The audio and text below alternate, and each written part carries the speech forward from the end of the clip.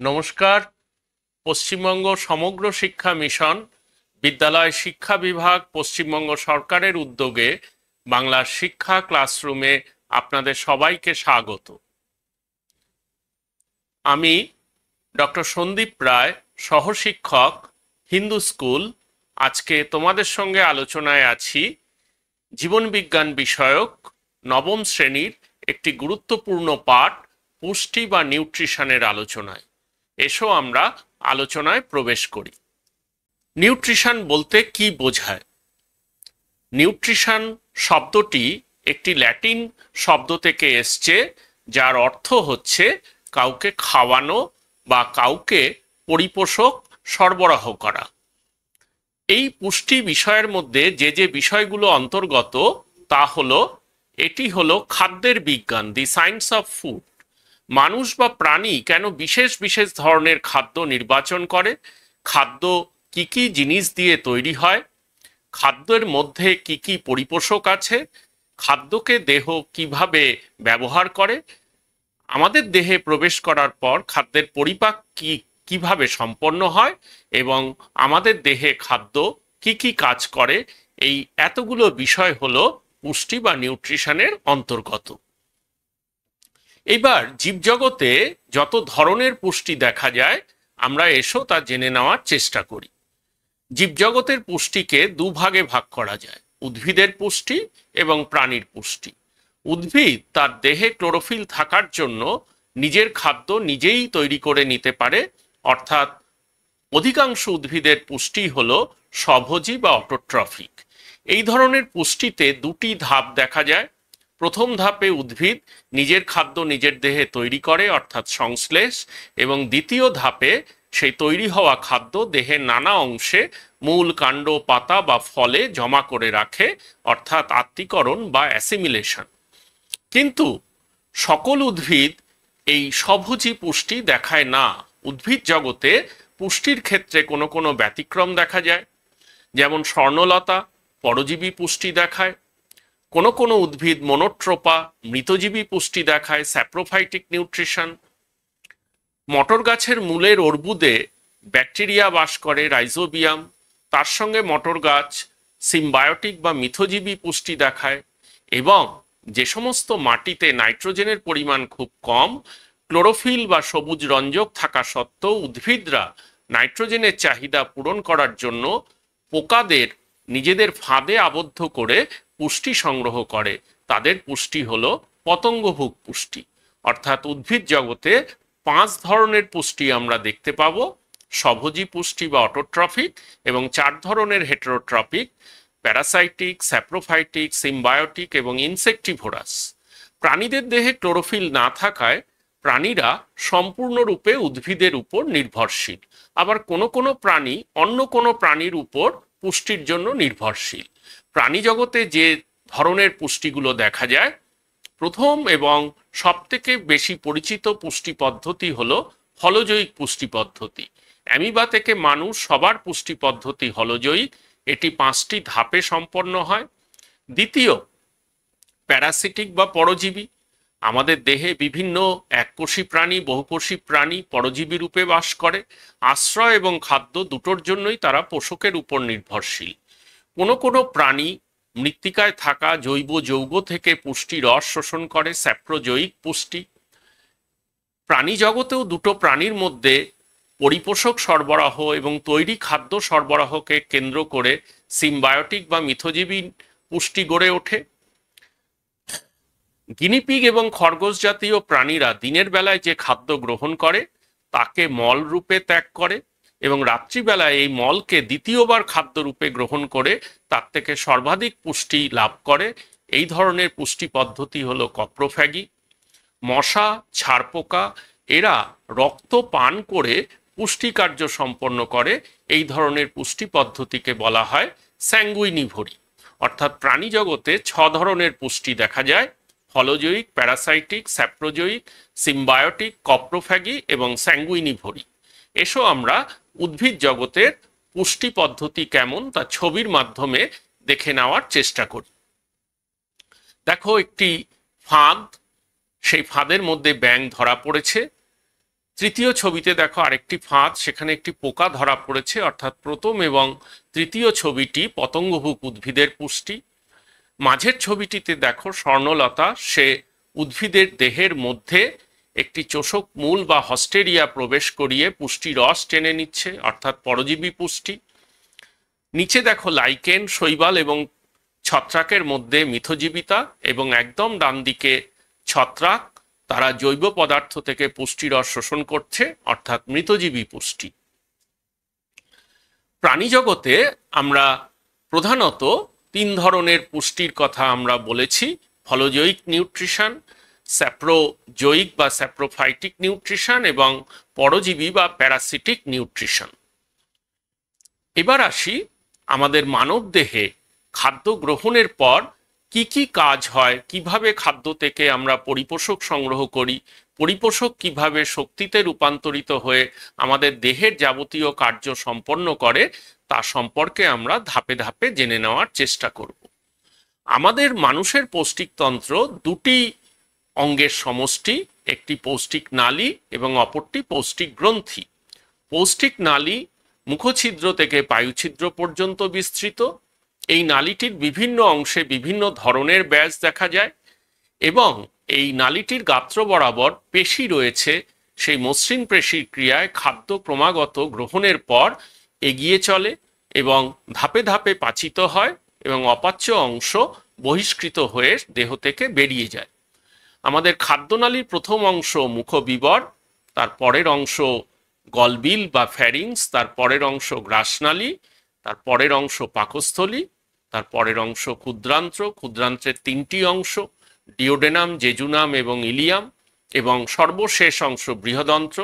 তার মধ্যে রয়েছে সিকাম, কোলন এবং রেকটাম বা মলাশয়। রেকটাম বা মলাশয় পায়ুছিদ্রের মাধ্যমে দেহের বাইরে নির্গত হয়। আমরা ছবিতে এই পৌষ্টিক নালী বিভিন্ন অংশ দেখতে পাচ্ছি। পৌষ্টিক নালীর সঙ্গে যুক্ত থাকে গ্রন্থি, যে তিনটি গ্রন্থি সরাসরি পৌষ্টিক নালীর ভেতরে না থেকেও বাইরে থাকে এবং কোনো একটি নালী দ্বারা পৌষ্টিক নালীর সঙ্গে যুক্ত হয়। আমাদের মুখবিবরে রয়েছে লালা গ্রন্থি এবং পাকস্থলীর ঠিক ওপরে রয়েছে যকৃৎ এবং ঠিক নিচে রয়েছে অগ্নাশয়। এছাড়া পাকস্থলী এবং অন্ত্রের গাত্রে পাক গ্রন্থি এবং আন্ত্রিক গ্রন্থি অবস্থান করে। আমরা এই ছবিগুলোর মাধ্যমে আমাদের খাদ্যনালীর ভেতরে ঠিক কি কি ঘটনা হয় এসো ধাপে ধাপে জেনে নেওয়ার চেষ্টা করি। আমরা প্রথমেই পৌষ্টিক তন্ত্রের গঠন দেখিয়েছি। দেখো একদম মুখছিদ্র থেকে শুরু করে পায়ুছিদ্র পর্যন্ত বিস্তৃত রয়েছে পৌষ্টিক নালী এবং তার সঙ্গে তিনটি গ্রন্থি, স্যালিভারি গ্ল্যান্ড বা লালা গ্রন্থি, প্যানক্রিয়াস বা অগ্নাশয় এবং লিভার বা যকৃৎ যুক্ত রয়েছে। আমরা দ্বিতীয় ছবিটিতে দেখানোর চেষ্টা করেছি যে কিভাবে এই আমাদের পুষ্টি পদ্ধতি আমাদের পৌষ্টিক নালীতে সম্পন্ন হয়। প্রথম ধাপ ইনজেশন বা খাদ্য গ্রহণ। এই খাদ্য গ্রহণের পর কিছুটা খাদ্য যান্ত্রিকভাবে ভেঙে যায় দাঁতের ক্রিয়ায়। তৃতীয়, ভেঙে যাওয়া খাদ্য বা অপাচিত খাদ্য প্রোপালশন পদ্ধতিতে গ্রাসনালীর মধ্যে দিয়ে পাকস্থলীতে নেমে আসে। সেখানে রাসায়নিক পাচন হয় হাইড্রোক্লোরিক অ্যাসিড এবং উৎসেচকের ক্রিয়ায়। তারপরে খাদ্য ক্ষুদ্রান্ত্রে আসে, সেখানে খাদ্যের সম্পূর্ণ পরিপাক হয়। ক্ষুদ্রান্ত্রের গাত্র বরাবরই পাচিত খাদ্য রস বা পরিপোষক শোষিত হয় অ্যাবজর্পশন, এবং অপাচিত খাদ্য দেহ থেকে পায়ুছিদ্রের মাধ্যমে বেরিয়ে যায় অর্থাৎ এলিমিনেশন। এখানে 6টি ধাপ দেখানো হয়েছে, আমরা আরেকবার বলে নিই। Ingestion, mechanical breakdown, propulsion, chemical breakdown, absorption and elimination. আমরা এই খাদ্য পরিপাকের জন্য যত রকম পাচক রসের প্রয়োজন হয় এসো আমরা শেষ ছবিটিতে দেখে নিই। মুখগহ্বরে লালাগ্রন্থি থেকে খরিত লালারস বা স্যালিভা, অগ্নাশয় থেকে খরিত অগ্নাশয় রস বা প্যানক্রিয়েটিক জুস, পাকস্থলী থেকে খরিত গ্যাস্ট্রিক জুস, যকৃৎ থেকে খরিত পিত্তরস বা বাইল এবং ক্ষুদ্রান্ত্রের আন্ত্রিক গ্রন্থি থেকে খরিত ইন্টেস্টিনাল জুস বা আন্ত্রিক রস। খাদ্য পরিপাকে এই 5 ধরনের পাচক রস অংশগ্রহণ করে। কিভাবে করে আমরা তার পরের ছবিতে দেখে নেওয়ার চেষ্টা করব। আমরা এখানে খাদ্যনালীটিকে আরো বিশেষ সম্পর্কের ভিত্তিতে দেখানোর চেষ্টা করেছি। অর্থাৎ খাদ্য নালীর ভেতর দিয়ে ঠিক কোন কোন অংশ দিয়ে খাদ্য চালিত হয়? প্রথম চালিত হয় গলবিল থেকে পাকস্থলীতে গ্রাসনালীর মাধ্যমে, দ্বিতীয়বার চালিত হয় ক্ষুদ্রান্ত্রের মধ্য দিয়ে এবং সর্বশেষ চালিত হয় লার্জ ইন্টেস্টিন বা বৃহদন্ত্রের মধ্যে দিয়ে। অর্থাৎ প্রপালশন তিনটি জায়গার মাধ্যমে সম্পন্ন হয়, গ্রাসনালী, ক্ষুদ্রান্ত্র এবং বৃহদন্ত্র। আমরা সবথেকে পৌষ্টিক নালীর একটি গুরুত্বপূর্ণ অংশ ক্ষুদ্রান্ত্র তাকে দেখানোর চেষ্টা করেছি। তার তিনটি অংশ, ডিওডেনাম প্রথম অংশ, মধ্যবর্তী অংশ জেজুনাম এবং সর্বশেষ অংশ ইলিয়াম। এই ডিওডেনাম একটি গ্রাহক অঙ্গরূপে কাজ করে, সেখানে বিভিন্ন জায়গার পাচক রস এসে মুক্ত হয়। কোন কোন জায়গার পাচক রস?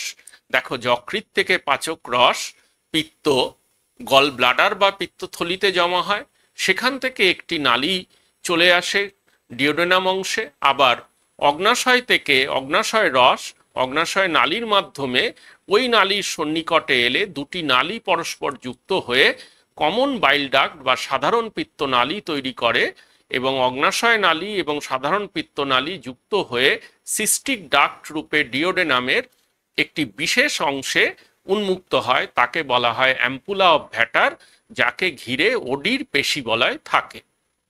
আমরা পৌষ্টিক নালীর যে সর্বশেষ অংশ, যদিও সেটি সরাসরি পরিপাকে অংশগ্রহণ করে না, কিন্তু খাদ্য বহিষ্করণ এবং অংশত জল শোষণের জন্য সেটি খুব গুরুত্বপূর্ণ। তার প্রধান অংশ হলো সিকাম এবং কোলন। কোলনের চারটি অংশ দেখো, ascending colon, transverse colon, descending colon এবং সিগময়েড কোলন।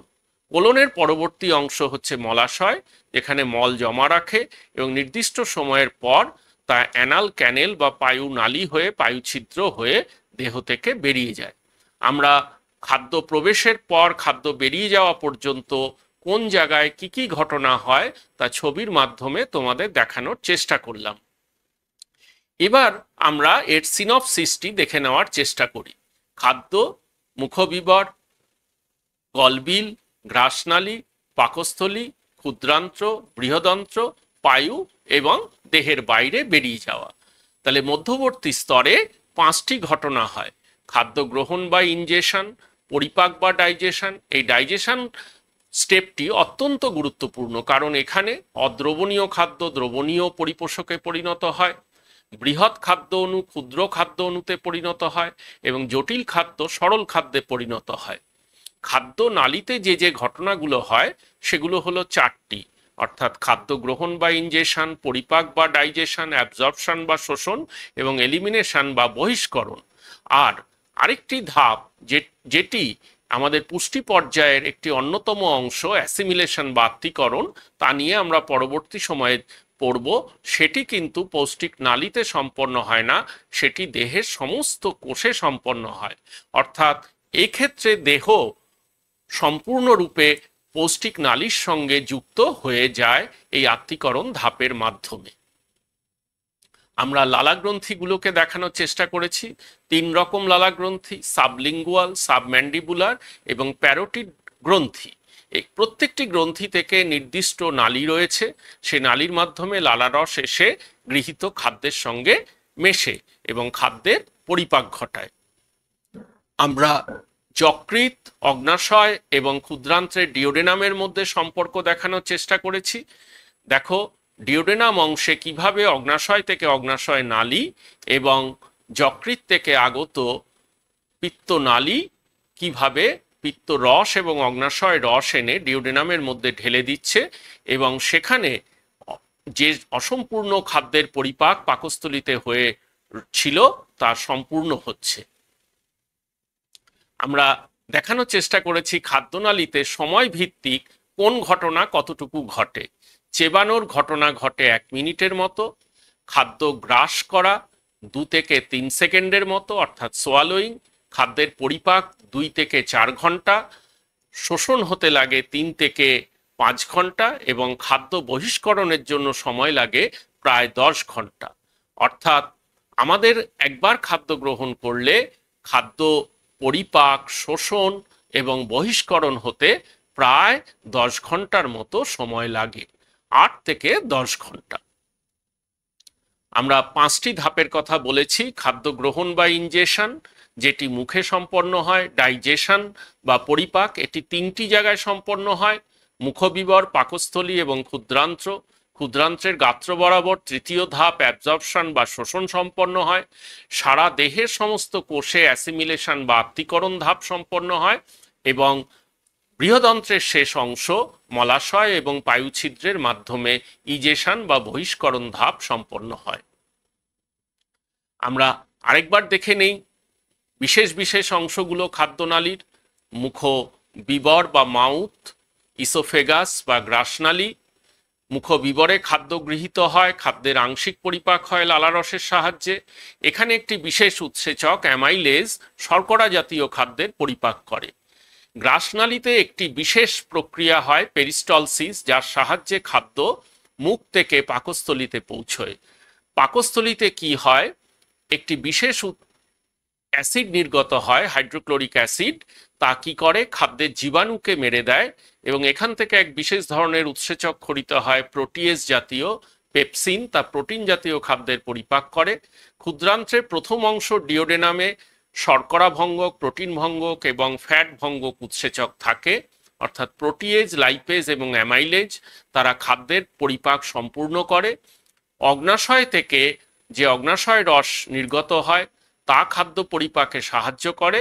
আর যকৃৎ থেকে নির্গত পিত্তরস কি করে, সরাসরি কোনো উৎসেচক তাতে না থাকলেও ফ্যাট জাতীয় খাদ্যের পরিপাকে পরোক্ষভাবে অংশগ্রহণ করে। ফ্যাট জাতীয় খাদ্যের পৃষ্ঠতলের ক্ষেত্রফল বাড়িয়ে দেয়, পাকস্থলী থেকে আসা অ্যাসিড জাতীয় খাদ্যকে প্রশমিত করে এবং লাইপেজ উৎসেচকের সক্রিয়তা বাড়িয়ে দেয়। বৃহদন্ত্রের যে প্রধান অংশ ইলিয়াম, সেখানে কি হয়, বিশেষ বিশেষ খাদ্য সেখানে সামান্য পরিমাণে পাচিত হতে পারে, কিন্তু এখানে জলের শোষণ হয় এবং মলাশয় এবং পায়ুছিদ্রের মাধ্যমে খাদ্যের যে অপাচ্য অংশ মল, সেটি দেহ থেকে বেরিয়ে চলে যায়। আমরা এরপর পরিপাক পদ্ধতি শিখে নেওয়ার চেষ্টা করি। লালাগ্রন্থি থেকে খরিত হয় স্যালিভারি অ্যামাইলেজ বা টায়ালিন, তা স্টার্চকে মল্টোজ এবং আইসোমল্টোজে পরিণত করে। সামান্য পেপসিন নির্গত হয়, প্রোটিনকে পেপটোনে পরিণত করে। গ্যাস্ট্রিক জুস এর মধ্যে থাকে এই পেপসিন। রেনিন শিশুদের ক্ষেত্রে খরিত হলেও বয়স্কদের ক্ষেত্রে তা হয় না। অগ্নাশয় থেকে খরিত হয় প্যানক্রিয়েটিক অ্যামাইলেজ, ট্রিপসিন, কাইমোট্রিপসিন এবং প্যানক্রিয়েটিক লাইপেজ। অ্যামাইলেজ স্টার্চকে ভেঙে মল্টোজ এবং আইসোমল্টোজে পরিণত করে। পেপসিন প্রোটিনকে যে পেপটোনে পরিণত করেছিল তা ট্রিপসিনের ক্রিয়ায় পেপটাইড এবং অ্যামাইনো অ্যাসিডে পরিণত হয়। কাইমোট্রিপসিন প্রোটিনকে পেপটোন, পলিপেপটাইড ও ট্রাই ও ডাইপেপটাইডে পরিণত করে। আর লাইপেজ ফ্যাটকে ফ্যাটি অ্যাসিড ও গ্লিসারলে পরিণত করে। এক অণু ট্রাইগ্লিসারাইড পাচিত হলে 3 অণু ফ্যাটি অ্যাসিড এবং 1 অণু গ্লিসারল উৎপন্ন হয়। এরপর আসি আমরা আন্ত্রিক গ্রন্থিতে। সেখানে মল্টেজ, ল্যাকটেজ, সুক্রেজ, লাইপেজ এবং ইরেপসিন উৎসেচক থাকে। মল্টেজ মল্টোজকে ভেঙে গ্লুকোজ ও গ্লুকোজ তৈরি করে। ল্যাকটেজ ল্যাকটোজকে পাচিত করে গ্লুকোজ এবং গ্যালাক্টোজ তৈরি করে। সুক্রেজ সুক্রোজকে পাচিত করে গ্লুকোজ ও ফ্রুক্টোজ তৈরি করে। ও লাইপেজ ফ্যাটকে ভেঙে ফ্যাটি অ্যাসিড এবং গ্লিসারল তৈরি করে। অর্থাৎ শর্করা পরিপাকের অন্তিম পদার্থ হলো গ্লুকোজ, ফ্রুক্টোজ এবং গ্যালাক্টোজ। লিপিড পরিপাকের অন্তিম পদার্থ হলো 3 অণু ফ্যাটি অ্যাসিড এবং 1 অণু গ্লিসারল, এবং প্রোটিন পরিপাকের অন্তিম পদার্থ হলো অ্যামাইনো অ্যাসিড।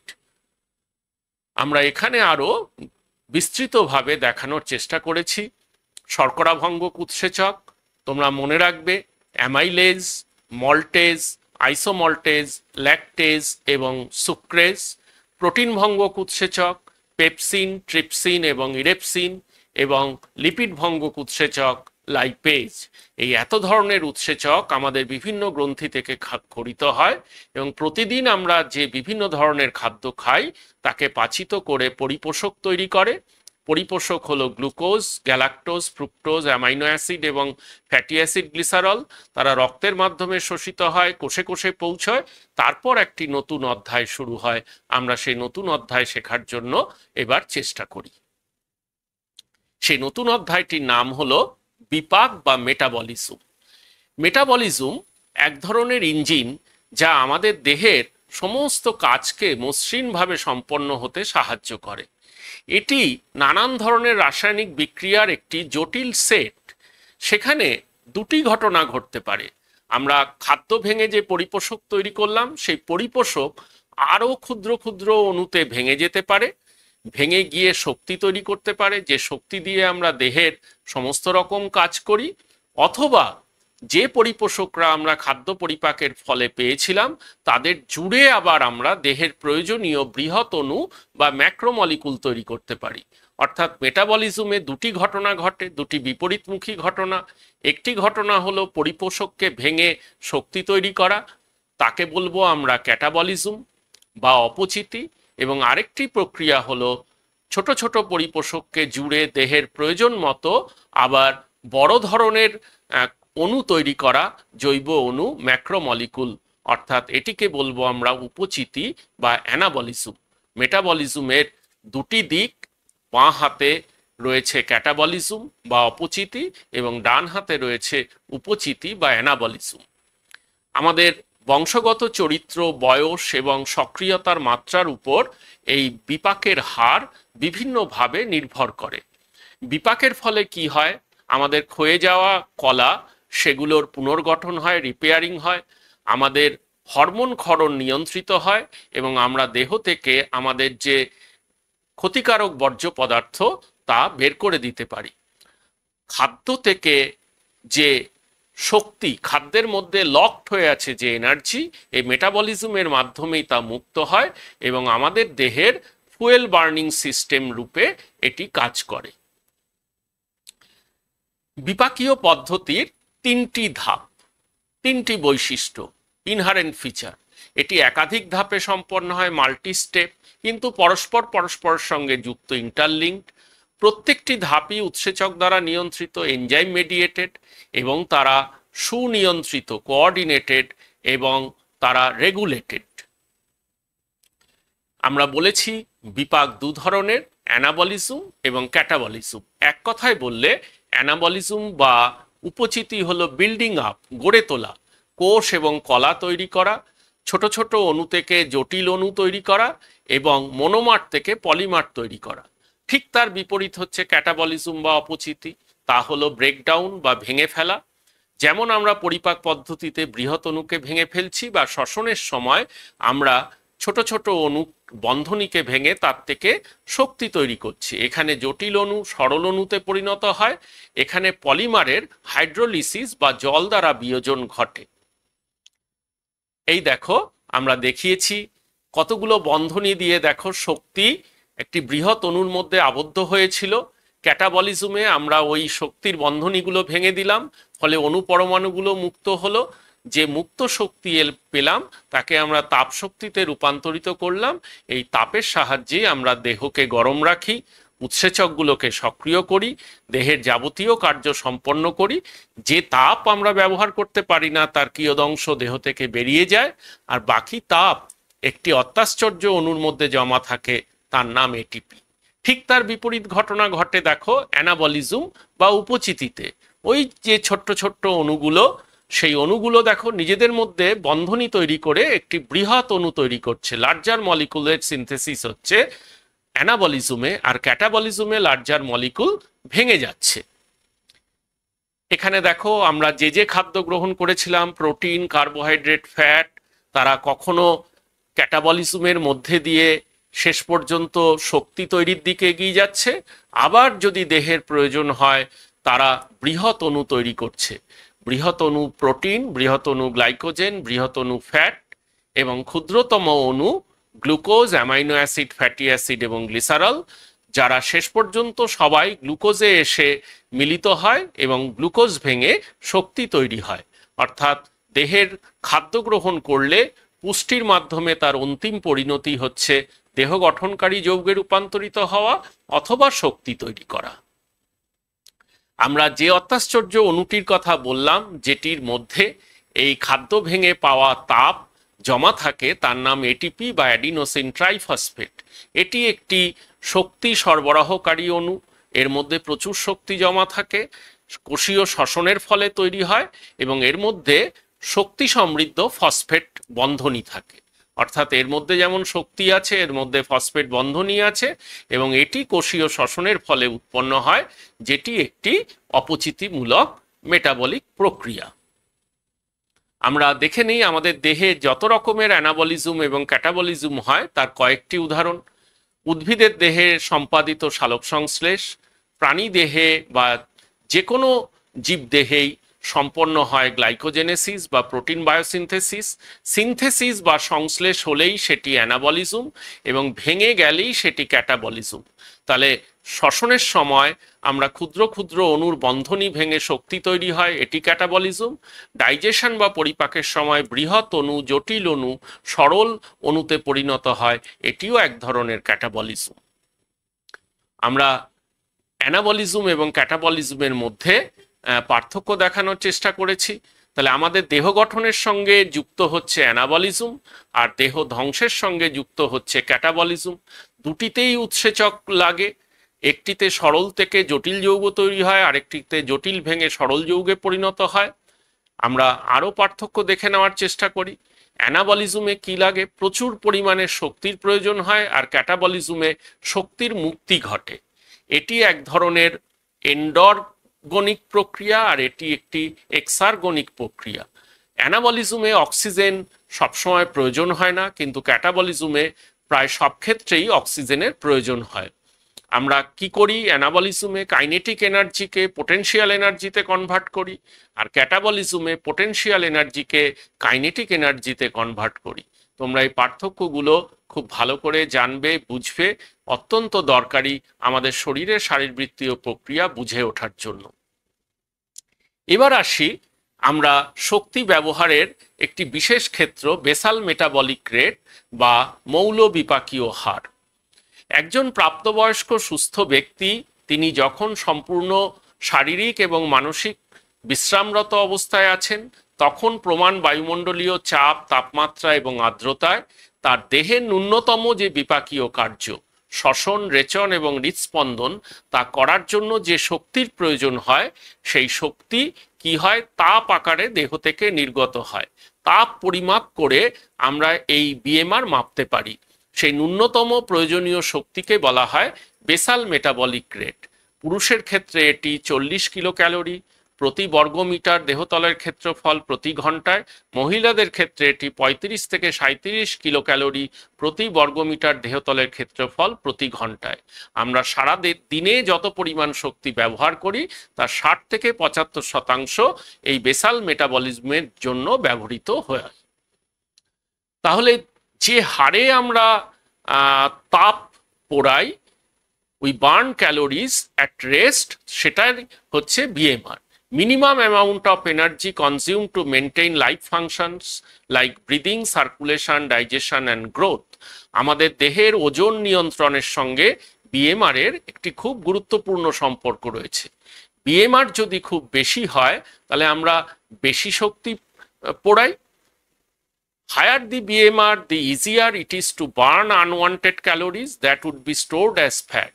কিন্তু বিএমআর এর হার যদি কমে যায় তখন শক্তি ফ্যাট রূপে আমাদের দেহে জমা হয়, এবং একটি ঘটনা ঘটে, সে ঘটনাটি এবার আমরা দেখে নেওয়ার চেষ্টা করব। সেই ঘটনাটির নাম হলো ক্রিপিং ওবেসিটি। তাহলে বিএমআর কম হলে কি হবে? শক্তি উৎপাদন কমে যাবে।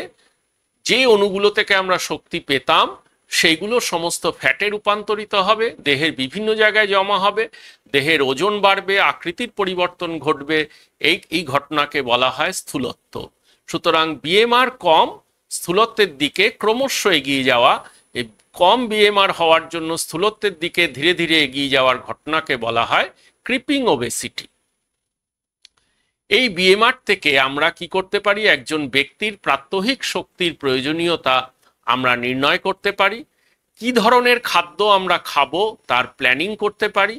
এছাড়া বিভিন্ন রোগ, তার ডায়াগনোসিসের জন্য এটি অত্যন্ত গুরুত্বপূর্ণ, যেমন রক্তের ক্যান্সার, লিউকেমিয়া, অন্যান্য রোগ, পলিসাইথেমিয়া, অ্যাডিসনস রোগ। আর কি? আমাদের ঠিক গলায় একটি অত্যন্ত গুরুত্বপূর্ণ গ্রন্থি রয়েছে থাইরয়েড, যা আমাদের দেহে অক্সিজেন ব্যবহার নিয়ন্ত্রণ করে।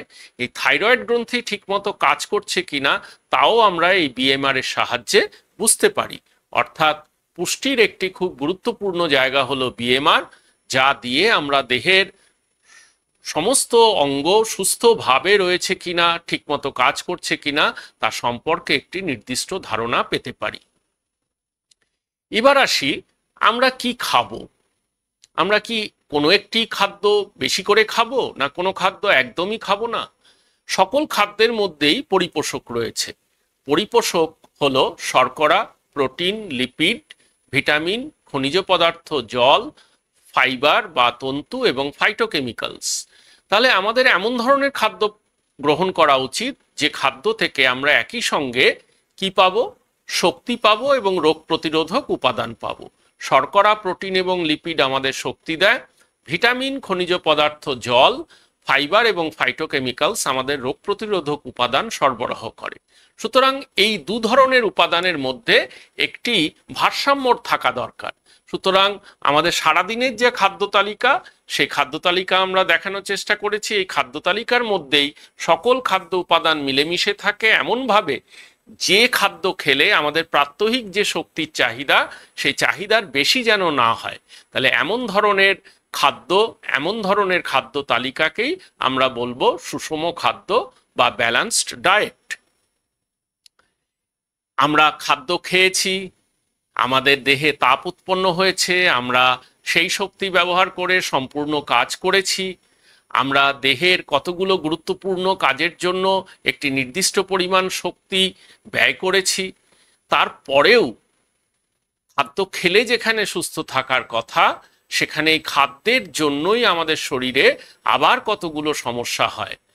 তাহলে আমরা যদি একটি রৈখিক রেখায় একে সাজাই, খাদ্য, পরিপাক, বিপাক এবং শক্তি।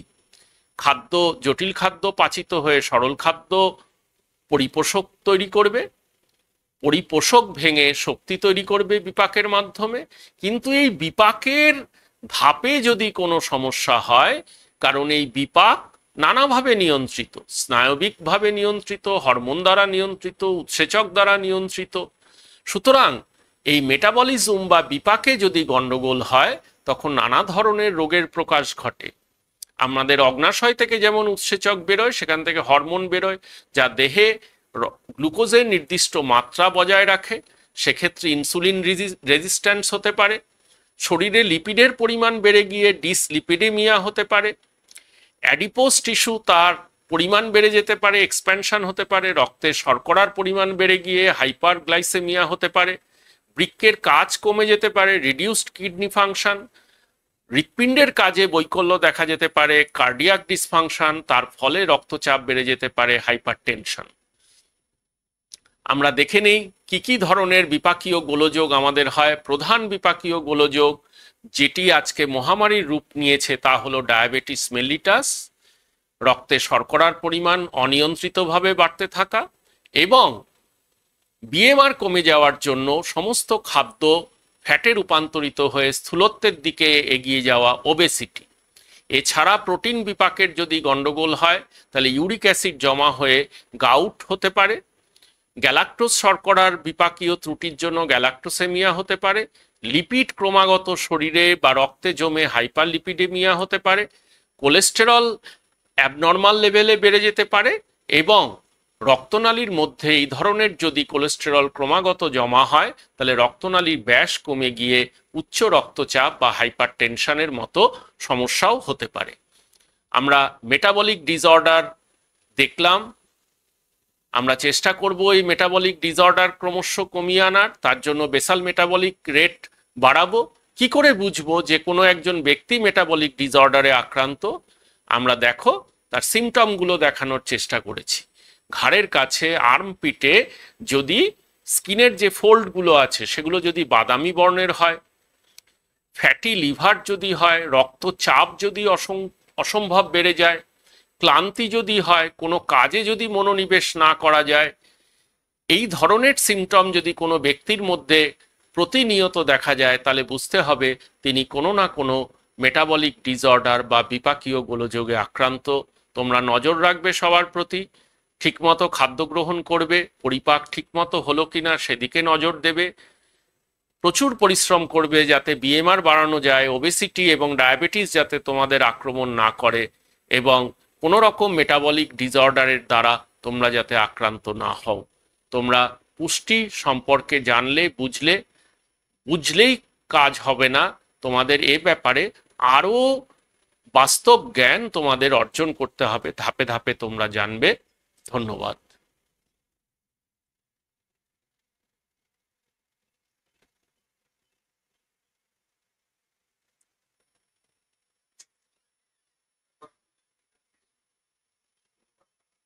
প্রথম হ্যাঁ, আচ্ছা,